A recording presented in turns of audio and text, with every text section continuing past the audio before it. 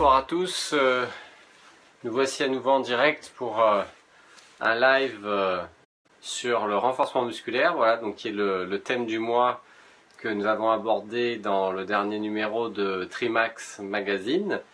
Donc c'est un sujet qui est particulièrement d'actualité puisque c'est vrai qu'on est en plein dans l'intersaison du triathlon. Il y a effectivement beaucoup moins de courses, voire même plus du tout en Europe en tout cas. Et effectivement, c'est une période qui est potentiellement propice pour ce type d'entraînement afin de se préparer en vue de la saison à venir. Alors donc, écoutez, c'est l'avant-dernier live de l'année. J'espère que vous serez nombreux en direct à suivre ce live avec au début, comme d'habitude, une dizaine de minutes où je vais rappeler un petit peu les bases de l'entraînement et du renforcement musculaire pour les triathlètes. Et puis ensuite, vous pourrez poser vos questions. Voilà, donc ça c'est un aspect particulièrement intéressant, particulièrement interactif, puisque vous allez pouvoir, me questionner sur vos problématiques personnelles, sur ce qui vous pose problème, sur ce que vous pensez faire mais dont vous n'êtes pas sûr, etc. Donc la partie question, elle, ce sera une bonne trentaine de minutes à l'issue dans la deuxième partie du live. Voilà, donc écoutez, vous êtes déjà une petite vingtaine en direct, donc on va démarrer. Donc le renforcement musculaire. Alors c'est vrai que c'est une thématique dont on parle de plus en plus souvent dans les médias.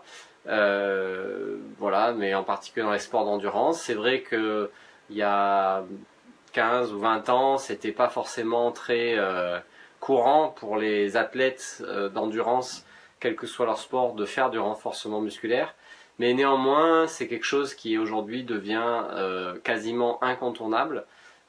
Soit pour être plus performant à haut niveau, soit dans une logique de prévention des blessures, soit dans une logique tout simplement de santé, de forme, pour être un athlète relativement complet. Donc en fait, le renforcement musculaire, il a plusieurs objectifs qui vont bien sûr dépendre du niveau de pratique auquel on fait du triathlon et qui vont bien sûr dépendre de chaque individu en fonction de ses besoins.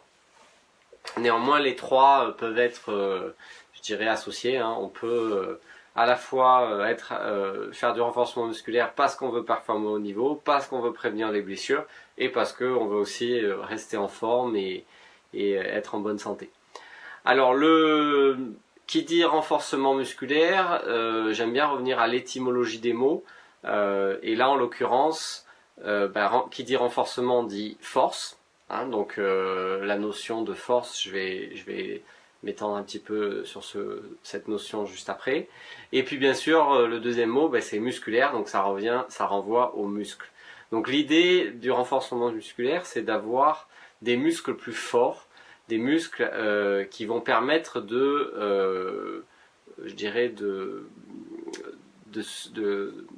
faire face à la contrainte du triathlon, qui peut être une contrainte en particulier de performance quand on veut en vue d'un objectif quel qu'il soit, que ce soit du court, du moyen ou du longue distance. Donc voilà, qui dit renforcement musculaire dit travail musculaire un peu spécifique pour gagner en force et donc in fine être plus performant et pouvoir pratiquer plus longtemps au cours d'une saison, au cours d'une épreuve ou au cours d'une vie de sportif. Donc dans cette grande famille du renforcement musculaire, je dirais que moi je vais dissocier principalement deux types de pratiques.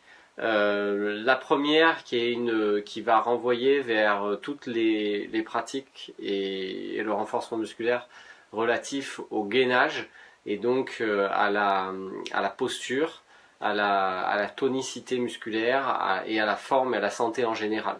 Alors ça, c'est cette grande famille d'exercices, donc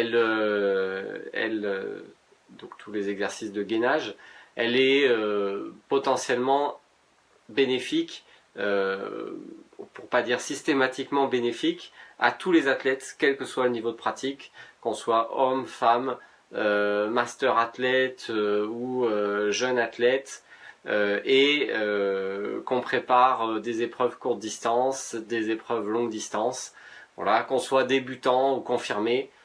Je dirais tout triathlète qui veut faire les choses correctement doit inclure dans son entraînement du gainage. Hein, c'est un petit peu comme voilà, c'est un petit peu comme la natation, le vélo et la course à pied. Et ben, il faut en faire si on veut, je dirais, pratiquer dans de bonnes conditions, pratiquer longtemps, progresser et éviter de se blesser dans les 3 sports du triathlon et en particulier en natation ou en course à pied qui sont potentiellement les activités qui génèrent le plus de blessures.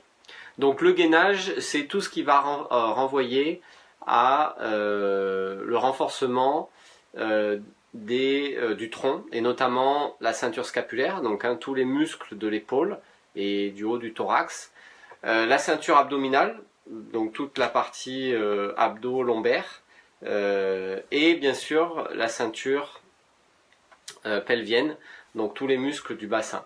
Voilà, on peut aussi rajouter dans les exercices de gainage parce que ça peut, on s'éloigne un petit peu du gainage, mais mine de rien, l'articulation du genou, l'articulation de la cheville, hein, toutes les articulations peuvent bénéficier d'un meilleur gainage musculaire. Et donc, tous les exercices qui contribuent à renforcer les muscles périphériques aux articulations vont contribuer à rendre les athlètes plus forts et donc ça va intéresser beaucoup de monde à être plus performant à la fin des courses quand on commence à être fatigué. Mais je vais expliquer ça un peu plus en détail dans un deuxième temps. Donc dans ces exercices de renforcement musculaire à visée gainage, on va essentiellement mettre des exercices à poids de corps qu'on peut faire chez soi sans aucun matériel ou avec uniquement en utilisant son poids corporel. Et le premier exercice d'entre eux, s'il ne fallait en retenir qu'un seul exercice de gainage, c'est bien entendu la planche, que certains appellent aussi le sphinx, qui est donc un exercice qui consiste à se mettre parallèle au corps en appui sur les coudes et les pointes de pied et à maintenir la position statique pendant un certain temps. Voilà, cet exercice de planche, il permet de renforcer les muscles profonds, tant au niveau des épaules que du rachis, donc tous les muscles de la colonne vertébrale, pour terminer par le bassin, les fessiers, un petit peu les psoas, les cuisses, etc. Donc c'est l'exercice de base du gainage et du renforcement musculaire, la planche, et je vous invite à en faire relativement régulièrement, surtout si vous avez du mal à tenir 30-45 secondes en position de planche. Donc vous pouvez faire le test chez vous dès ce soir ou dès maintenant. Vous vous mettez en position planche, donc parallèle au sol, en appui sur les coudes et les pointes de pied, bien alignés, et vous essayez de regarder combien de temps vous tenez en étant confortable. Et je dirais que le minimum syndical, c'est 30 à 45 secondes pour ensuite évaluer sa force du tronc, hein, puisque la planche c'est vraiment un exercice de force du tronc. Certes c'est statique, mais ça permet de travailler cette qualité-là. Donc voilà, l'exercice de planche, il est potentiellement, vous pouvez le mettre en œuvre quasi quotidiennement, faire un petit peu, et l'idée petit à petit c'est de tenir pendant puis 1 minute 30, puis 2 minutes, puis 3 minutes, voilà, par série, mais quoi qu'il en soit, il faut en faire régulièrement. Dans les autres exercices de gainage, il y a bien sûr les variantes de planche, donc on peut faire par exemple en se mettant de côté à l'horizontale par rapport au sol en appui sur un seul coude, donc ça c'est la planche latérale, d'un côté, de l'autre. En appui, le dos parallèle au sol en appui sur les coudes, donc c'est voilà, au final vous avez les 4 planches, hein, l'une face au sol, l'autre dos au sol et les 2 dernières latéralement en étant en appui sur les coudes avec le côté du tronc parallèle au sol. Et puis après, dans ces exercices de gainage, on va rajouter le travail d'abdos, qui peut être intéressant, mais dont il ne faut pas abuser, surtout chez les athlètes féminines. On peut rajouter les les pompes, qui sont une variante de la planche, mais en rajoutant un travail de haut du corps, et toutes les variantes de pompes qui peuvent exister. Et puis on va potentiellement rajouter des petits exercices à poids de corps qui s'éloignent un peu du gainage du tronc, mais qui sont intéressants pour gagner un petit peu en force au niveau des jambes. Donc les squats, les fentes, bien entendu les tractions à la barre fixe. Voilà, tous ces exercices qui peuvent contribuer à faire du renforcement musculaire à poids de corps chez soi pour avoir un peu plus de tonicité et un peu plus de tonicité musculaire et au final un meilleur gainage et un petit peu plus de force générale. Donc ça, tout le monde peut le pratiquer. Il n'y a pas de risque majeur parce qu'on n'utilise pas de poids additionnel. Il faut juste faire attention de ne pas trop cambrer et de faire les mouvements comme il faut. Donc si vous ne savez pas bien les faire, faites-vous conseiller par un coach, par un entraîneur de triathlon, par un moniteur de fitness ou d'haltérophilie, voilà, pour apprendre à bien les faire. Que dire d'autre? Donc voilà, ces exercices de gainage, l'objectif principal, je rappelle, c'est gagner en force au niveau du tronc et ensuite pour voilà, être plus costaud, plus solide sur ses appuis quand on est ensuite en pratique, quand on est en train de nager, quand on est en train de pédaler et surtout quand on est en train de courir.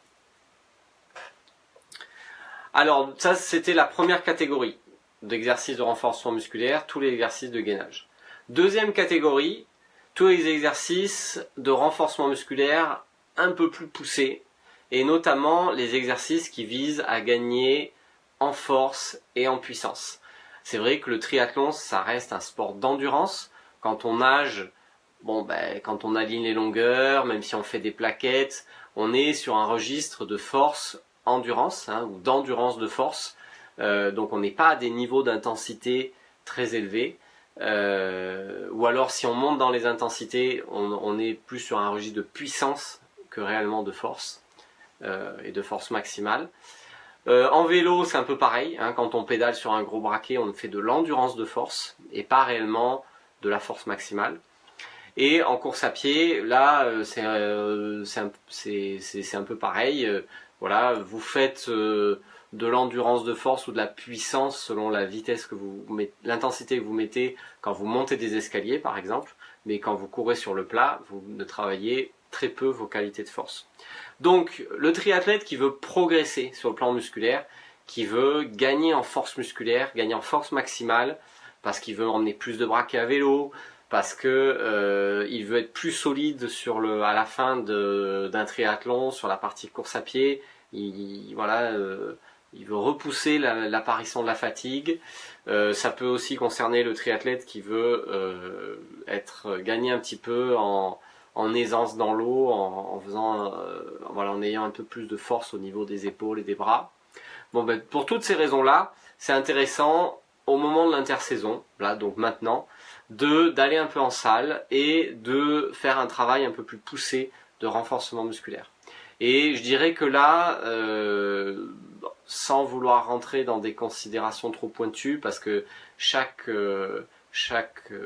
athlète a ses besoins et a ses besoins, voilà, en termes d'entraînement, et on ne peut pas livrer comme ça des conseils génériques. Mais globalement, quand on fait que de l'endurance, si à un moment de la saison, comme en ce moment, on travaille sa force maximale en allant soulever un peu plus lourd avec une barre à squat, en allant faire de la presse, en allant faire des développés couchés un peu plus lourds, en faisant un travail de force couplé à de la stabilisation avec des Swiss balls, avec des élastiques. Voilà, tout ce travail peut contribuer à faire progresser un athlète quel que soit son niveau. Et ça va d'autant plus contribuer à le faire progresser que l'athlète n'a jamais entrepris ce genre d'entraînement voilà, pour progresser en triathlon. Donc voilà, pour tous ceux qui veulent franchir un cap, qui n'ont jamais fait de renforcement musculaire précis, ça peut être une piste intéressante. Alors je vais rajouter sur trois petits points sur ce renforcement musculaire à visée performance. La première, c'est que il faut se faire conseiller, parce que c'est quelque chose qui peut être assez pointu en fonction de la charge utilisée, en fonction du nombre de répétitions qu'on va faire, du nombre de séries, de la vitesse d'exécution, des mouvements réalisés. On peut avoir des objectifs complètement différents, et surtout on peut se blesser. Et c'est pas du tout l'objectif de se blesser en faisant du renforcement musculaire. Donc faites-vous conseiller, allez voir des experts de la préparation physique, des experts de l'entraînement, avant d'entreprendre ce type de préparation hivernale. Ça, c'est le premier objectif. Le premier point que je voulais soulever. Le deuxième point, c'est que ce type d'entraînement à visée force maximale, je dirais, il va être particulièrement utile pour des athlètes qui déjà manquent un petit peu de force, donc des athlètes très longilignes, qui n'ont pas beaucoup de masse musculaire. C'est vrai que ce travail risque probablement d'être particulièrement bénéfique pour ce type d'athlète. Un peu moins pour les athlètes très charpentés, très costauds, naturellement très costauds, qui sont déjà forts naturellement. Alors ça ne veut pas dire qu'il ne faut pas en faire, mais c'est peut-être un peu moins intéressant. Et enfin, le dernier point, c'est que renforcement musculaire pour progresser en triathlon ne veut pas dire bodybuilding, hein, et que clairement, on n'est pas du tout dans un objectif de prise de masse musculaire, et que l'objectif de ce type d'entraînement, c'est de faire gagner en force sans prendre de masse musculaire.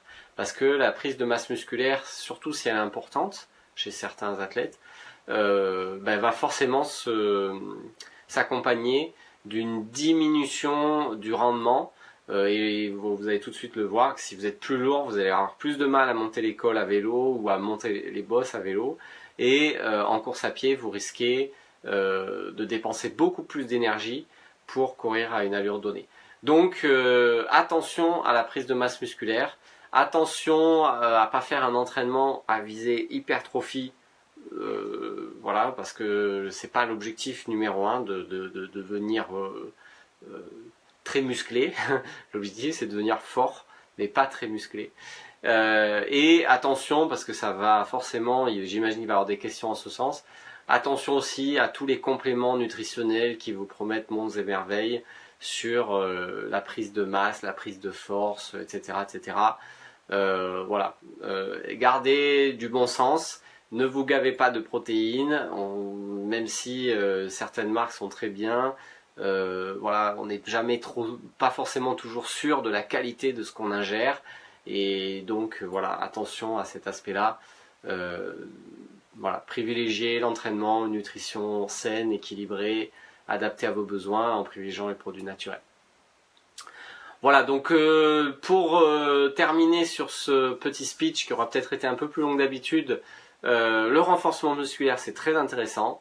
C'est très intéressant pour être plus performant, pour prévenir les blessures, pour être en bonne forme, en bonne santé, au final être un athlète complet, hein, qui peut faire du triathlon mais pas que, hein, qui peut aussi faire comme ça du jour au lendemain décider de faire d'autres activités voilà, en ayant des qualités athlétiques qui permettent de le faire, du ski de fond, du bricolage, du bûcheronnage, des déménagements. Voilà, l'idée c'est d'être très complet. Et donc cette grande catégorie du renforcement musculaire, comme je l'ai dit, elle comprend deux sous-catégories, tous les exercices de gainage qu'on peut faire chez soi à poids de corps et qui sont très intéressants et qu'il faut pratiquer régulièrement, y compris pendant la saison triathlon, donc tout au long de l'année, et les exercices de développement de la force, de la puissance, qui vont nécessiter un travail un peu plus précis, voilà, avec par exemple des poids additionnels, avec des mouvements un peu spécifiques en stabilisation, etc. etc. Et dans ce deuxième cas, je vous invite vivement à vous faire conseiller si vous n'avez pas d'expérience en la matière. Voilà, donc j'en ai terminé pour aujourd'hui. Je vais rajouter un dernier petit point, c'est que si vous avez besoin, avant de répondre à toutes vos questions, si vous avez besoin de conseils, n'hésitez pas à aller sur le site wts.fr. Vous verrez qu'on a une quinzaine de coachs un petit peu partout en France, mais aussi en Suisse, aux États-Unis, qui peuvent vous aider, vous conseiller dans votre préparation hivernale et votre préparation tout court en vue de vos objectifs 2018. Donc tout ça, c'est sur wts.fr, la société de coaching que j'ai créée il y a maintenant 15 ans. Donc je vais passer maintenant aux questions. Alors, Guillaume nous demande, est-ce que le CrossFit peut être un bon complément à l'entraînement? Alors effectivement, le CrossFit, pour en avoir pratiqué pendant 2 mois lors d'un séjour en Afrique du Sud, je pense que ça peut être un bon complément à l'entraînement hivernal d'un triathlète. D'exercices cardio, type rameur, biking, course à pied, etc. Et voilà, c'est un mix d'un peu tout ça. L'idée, c'est d'être très fit en pratiquant un ensemble d'exercices codifiés. Et voilà, et dans chaque box de CrossFit, c'est comme ça qu'on appelle les salles de CrossFit, vous allez chaque jour pouvoir faire le Workout of the Day, le WOD, qui mondialement est pratiqué par l'ensemble des box CrossFit le même jour, puisque c'est des exercices qui sont diffusés quotidiennement dans les box de CrossFit dans le monde entier. Donc, alors c'est intéressant parce que ça rejoint un petit peu ce qu'on a évoqué précédemment, gain de force, conditions physiques générales meilleures. Le seul petit bémol que je mettrais, c'est que pour l'avoir pratiqué, alors c'est peut-être pas le cas de toutes les boxes de CrossFit, mais parfois il me semble que l'entraînement manque de progressivité et que donc le risque de se blesser en faisant assez rapidement, en soulevant des charges lourdes, en allant à ses limites, me semble assez important. Donc ok pour le CrossFit, mais attention à pas y aller trop vite, trop fort, sous peine de se blesser. Je vous invite si vous vous lancez dans du CrossFit, à respecter un des principes de base de la préparation physique, à savoir la progressivité. Donc soyez très progressif, ne brûlez pas les étapes sous peine de vous blesser. Et attention, si vous faites du CrossFit, l'objectif n'est pas de prendre de la masse musculaire et de devenir très très puissant et volumineux, mais juste de gagner un peu en force et en maîtrisant mieux certains exercices d'arraché, de squat, d'abdos, etc. Voilà, donc ça peut être bien, mais attention, toujours avec de la progressivité. Alors ensuite, on va remercier Roland Coivou pour son petit commentaire amusant. Ensuite, Angélique nous dit, et le HIIT, le High Intensity Interval Training. Alors moi je connais le HIIT quand on fait de l'intervalle training en courant, en nageant ou en pédalant. Je connais un peu moins le HIIT en salle, mais j'imagine que ça rejoint un peu ça. Voilà, je connais pas très bien, donc les subtilités du HIIT en salle de fitness, je pense que ça peut être bien. Maintenant, voilà, dans une logique de gainage, de renforcement musculaire relativement soft, ça peut être bien. Voilà. Après, dans un deuxième temps, pour franchir un cap, il faut certainement passer à des exercices un peu plus personnalisés et des programmes un peu plus personnalisés que les programmes génériques délivrés par les salles de fitness. Ok. Alors ensuite, est-ce qu'on a d'autres questions? Yves nous demande, c'est quoi l'endurance de force? Merci. Alors Yves, c'est une bonne question. C'est vrai que j'en ai parlé tout à l'heure. Alors, je vais revenir à un élément fondamental qui est les qualités musculaires. Donc le muscle squelettique, donc par exemple les quadriceps, les biceps, etc., ont des qualités de force, ont des qualités d'endurance, ont des qualités de vitesse et ont des qualités de souplesse. Voilà. Ça, c'est les 4 grandes qualités musculaires. Et effectivement, alors voilà, par exemple, le sprint sur 100 mètres aux Jeux Olympiques, c'est ce qu'on appelle de la force-vitesse. C'est-à-dire qu'on développe un maximum de force et un maximum de vitesse, et on obtient de la force-vitesse ou de la puissance maximale. À l'inverse, le triathlon, c'est un mix d'endurance et de force, hein, puisque l'idée c'est de maintenir un niveau de force moyen pendant une longue durée. Et c'est particulièrement valable, bon c'est valable dans les trois sports, mais c'est particulièrement valable sur le vélo, où on est quand même sur une machine de musculation, et où on va maintenir un niveau de force moyen pendant plusieurs heures pour parcourir, je dirais, la partie vélo du triathlon. Donc voilà, l'endurance de force, c'est un niveau de force répété un nombre très important pendant plusieurs dizaines de minutes ou plusieurs heures, et c'est ce qu'on appelle de l'endurance de force. A l'inverse, la force maximale, c'est un effort beaucoup plus court qui nécessite des niveaux de force proches du maximum, donc 90 à 100% des qualités de force maximale. Donc voilà, alors l'exercice de force pure, c'est par exemple le bras de fer, hein, où on va maintenir pendant un certain temps, quelques dizaines de secondes, peut-être quelques minutes grand maximum, un niveau de force maximale isométrique. Voilà. Après l'haltérophilie, c'est de la force, mais il y a aussi une notion de vitesse, puisqu'on bouge un poids, certes à pas, une vitesse qui n'est pas forcément maximale, mais on soulève un poids en y mettant de la vitesse. Voilà, donc il y a un certain nombre de sports qui nécessitent des hauts niveaux de force. C'est notamment les sports brefs et intenses, voilà, le lancer du poids, le lancer du javelot, etc., l'haltérophilie, etc. Dans le cas du triathlon, on est sur de l'endurance de force.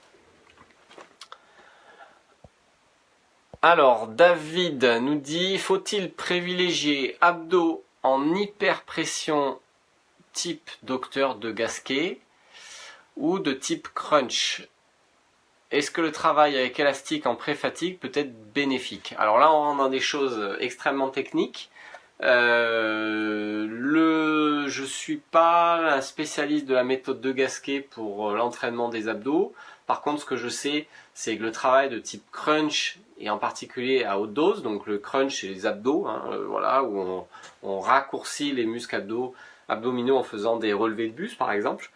C'est quelque chose dont il ne faut pas abuser, qui est intéressant pour les tablettes de chocolat, et encore, si on est un peu gras, ça va même pas avoir quasi aucune incidence. Et chez les athlètes féminines, ça en génère une compression de l'abdomen et du périnée qui peut être assez mauvaise si on abuse de trop de ce type d'entraînement. La meilleure manière de travailler ces abdos, c'est effectivement plutôt de manière statique, comme j'ai dit tout à l'heure, en faisant la planche, en faisant le sphinx, en faisant des pompes, et tout en couplant un travail de stabilisation abdominale, de respiration abdominale. Voilà, c'est ce genre de choses qui me semblent être les plus intéressantes et les plus profitables. Les crunchs, un petit peu, mais surtout ne pas en abuser. Ensuite, deuxième partie de la question, est-ce que le travail élastique, donc là, David, je pense que ça n'a rien à voir, en pré-fatigue peut être bénéfique? Alors, effectivement, voilà, j'en ai un là. Donc voilà, un élastique de renforcement musculaire. Très intéressant pour stabiliser certaines articulations, notamment l'articulation de l'épaule, du coude, les hanches. Donc en pré-fatigue, ça peut être bien aussi en post-fatigue. Ça peut être bien tout simplement pour stabiliser ces articulations avec un travail concentrique quand on allonge l'élastique et excentrique quand il se raccourcit. Voilà, donc tout ce qui est travail élastique, très bien pour le renforcement musculaire chez soi ou au bord du bassin ou au bord de la piste d'athlétisme. Alors, endurance de force en natation, quels exercices peut-on faire? Alors, le grand classique de l'endurance de force pour la natation, et en particulier dont les triathlètes sont particulièrement friands, c'est bien entendu le travail de plaquettes. Alors c'est un travail qui vise à gagner en force, en force je dirais sous-maximale, en faisant des longueurs de bassin, des accélérations avec des plaquettes. Plus les plaquettes vont être importantes et plus on va être sur un registre d'endurance de force et de force, on va dire même. Et plus elles sont petites et moins le niveau de force demandé va être important. Alors c'est intéressant, mais comme je le dis souvent, la priorité c'est quand même le travail technique, d'avoir une bonne technique de nage avant de commencer à faire de l'endurance de force en natation. Donc n'hésitez pas à prendre des leçons, des séances de coaching avec un moniteur spécialisé en natation pour le triathlon, c'est encore mieux, pour vous faire conseiller. Et puis quand vous avez une bonne technique, que voilà, vous sentez, vous plafonnez un peu, là ça peut être effectivement bien de rajouter un peu de travail en plaquettes pour gagner un petit peu en force. Mais attention là encore à pas en abuser, on peut se faire des tendinites, on peut se blesser à l'épaule en bourrinant, si j'ose dire, avec des plaquettes. Voilà. Alors, Henri nous demande, est-ce que pour gagner en force, il faut réduire les séances d'endurance? Alors, pas forcément. On peut tout à fait gagner en force maximale en continuant à faire l'endurance. Et c'est possible. Maintenant, c'est vrai que quand on fait un entraînement de force à haute intensité, on a besoin de beaucoup d'énergie, de fraîcheur. Et si on s'est épuisé le matin même à faire une longue séance de vélo ou une longue séance à pied, peut-être que voilà, le travail sera moins profitable. Donc là, on rentre dans les subtilités de la planification d'entraînement. Comment articuler les séances de renforcement musculaire avec les autres entraînements du triathlon, quels sont les objectifs recherchés, et là en l'occurrence tout est possible, il suffit juste de savoir pourquoi on le fait et que ce soit cohérent.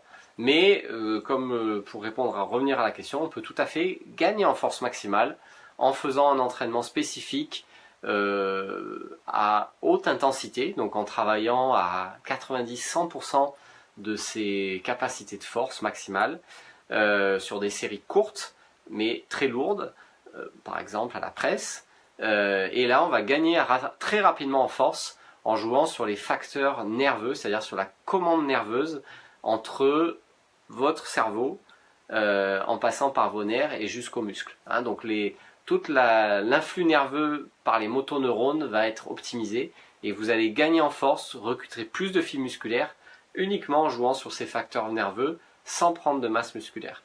Et ça, c'est faisable en couplant un entraînement d'endurance. Je l'ai déjà maintes fois expérimenté. Maintenant, pour l'athlète qui veut à la fois gagner en force sur ses facteurs nerveux, mais aussi gagner un petit peu en masse musculaire pour avoir un peu plus de réserve, un peu plus de puissance, là, effectivement, pour gagner en masse musculaire, certains athlètes vont arriver en continuant à faire de l'endurance. Par contre, pour des athlètes très longilignes, c'est clair que toute l'énergie va partir dans la carburation liée à l'endurance et ça va être plus compliqué de prendre de la masse. Donc pour les athlètes qui ont du mal à prendre de la masse musculaire, qui sont très longilignes, qui prennent pas jamais de poids, il faut clairement réduire très fortement l'endurance pour prendre un peu de masse musculaire et donc gagner en force. Voilà, mais là ça devient encore très technique. Et il vaut mieux interroger un spécialiste de l'entraînement en direct avec sa problématique personnelle. Alors, le Dom nous demande, et le travail en pliométrie pour le travail en force, en vélo ou course à pied? Alors, la pliométrie, on en a déjà parlé par le passé sur un live coaching. Donc la pliométrie, c'est effectivement une méthode de renforcement musculaire qui vise à combiner de l'excentrique puis du concentrique. Donc l'excentrique, c'est quand le muscle, tout en étant contracté, se raccourcit, se rallonge. Je suis un peu fatigué.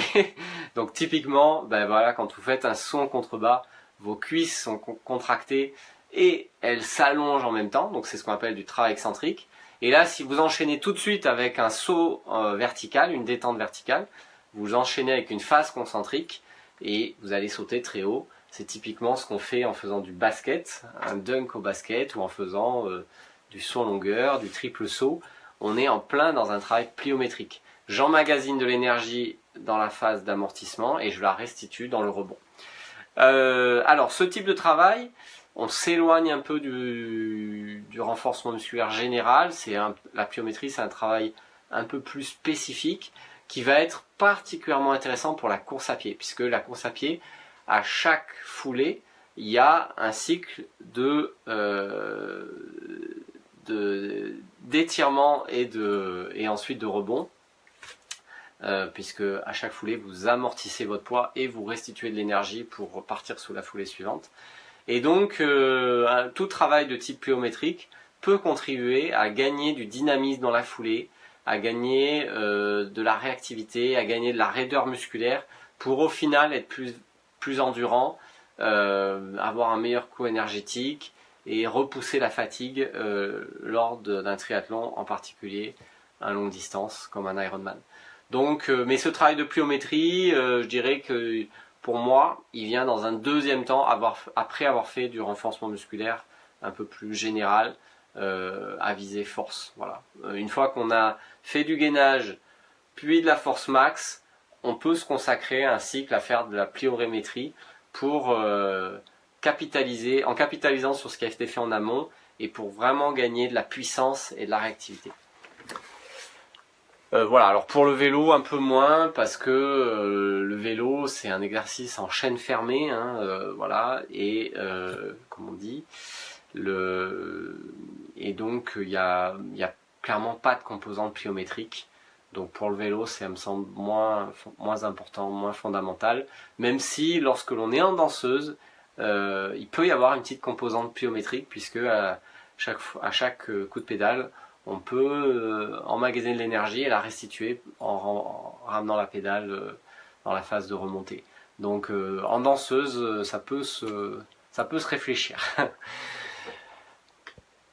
Voilà, bon alors je crois que j'ai pris pour le moment toutes les questions. Vous êtes 48, 50 à suivre le live en direct, donc je crois que c'est notre meilleur score de l'année, donc je vous remercie vraiment pour votre fidélité et pour assister à ce live sur Trimax Magazine qui innove en la matière puisque on n'est pas très nombreux à faire ce genre d'intervention et je remercie encore Trimax de me faire confiance pour ces lives et pour les articles que je publie dans le magazine.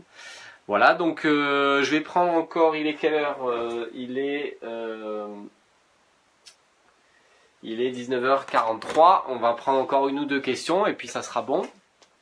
Et puis vous pourrez ensuite les poser par écrit sur la page Facebook Trimax ou nous contacter sur wts.fr, me contacter sur wts.fr pour avoir peut-être une approche un peu plus personnalisée de votre entraînement et qu'on vous accompagne dans votre pratique et dans vos objectifs 2018. Ironman, courte distance, début dans le triathlon. On s'adresse à tous les niveaux d'athlètes et on se fera un plaisir de vous conseiller si vous nous contactez sur le site WTS. Alors une dernière question. Michael nous demande comment travailler sur Home Trainer pour remplacer la sortie vélo. Alors là, on s'éloigne un petit peu du renforcement musculaire, quoique je vais apporter un petit peu ma touche dans la réponse. Effectivement, quand on peut pas sortir en extérieur parce qu'il fait très froid, parce qu'il fait nuit, parce qu'on n'a pas le temps, on a peu de temps pour s'entraîner, le home trainer peut être une excellente alternative parce qu'aujourd'hui on peut faire une multitude d'exercices et on va clairement être dans un entraînement qualitatif sur home trainer. Voilà, donc on peut tout travailler, la technique, l'endurance, la force, etc.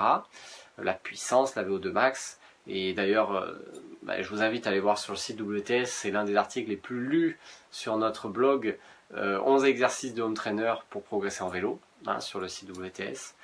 Mais pour revenir à la question de Michael, je dirais que si l'objectif est de faire du renforcement musculaire, de gagner un peu en force en faisant du vélo, vous avez deux options principales. La première, c'est de faire de l'endurance de force assez classique, donc mettre un gros braquet, mettre de la résistance et faire des séries de 5, 10, 15 minutes à basse cadence et avec un niveau de force élevé pour faire de la force endurance. Et puis après, vous avez une deuxième alternative qui consiste à coupler un travail de renforcement musculaire à poids de corps, par exemple des squats, des fentes, des pompes, du sphinx, en couplant ça avec des phases de pédalage sur home trainer. Le fait d'alterner un petit circuit de renforcement musculaire, 5 minutes de home trainer et de recommencer, ça peut permettre de faire une séance extrêmement qualitative, très ludique, qui va à la fois vous permettre de travailler le vélo et à la fois de travailler votre renforcement musculaire. Donc ça, c'est un grand classique, il y a plein de possibilités, mais vous pouvez faire ça pendant 1h15 sur votre home trainer, en passant du home trainer à votre tapis de gym et en faisant ce type d'exercice. Ça me semble extrêmement intéressant en cette période de l'année. Voilà, le home trainer, on pourrait parler très longtemps, donc je vais m'arrêter là. Et si vous avez d'autres questions, n'hésitez pas. Donc voilà, on va s'arrêter là pour ce soir. J'espère que tout ça vous aura motivé pour travailler votre condition physique générale en faisant du gainage et en incorporant du gainage dans votre préparation. Et j'espère que ça vous aura aussi éventuellement motivé pour faire un travail un peu plus poussé, pour gagner en force maximale, pour gagner en puissance et pour au final être plus performant en triathlon. N'hésitez pas à revenir vers moi si vous avez des questions, si vous voulez des conseils dans la préparation, je ne manquerai pas de vous répondre. Voilà, je vous remercie pour votre attention et puis on se retrouvera au dernier live de l'année en rapport avec un sujet nutrition. Voilà, et à savoir la consommation de sucre, donc c'est particulièrement d'actualité. Donc je vous donne rendez-vous pour le dernier live de l'année. Voilà, bonne soirée à tous et à bientôt.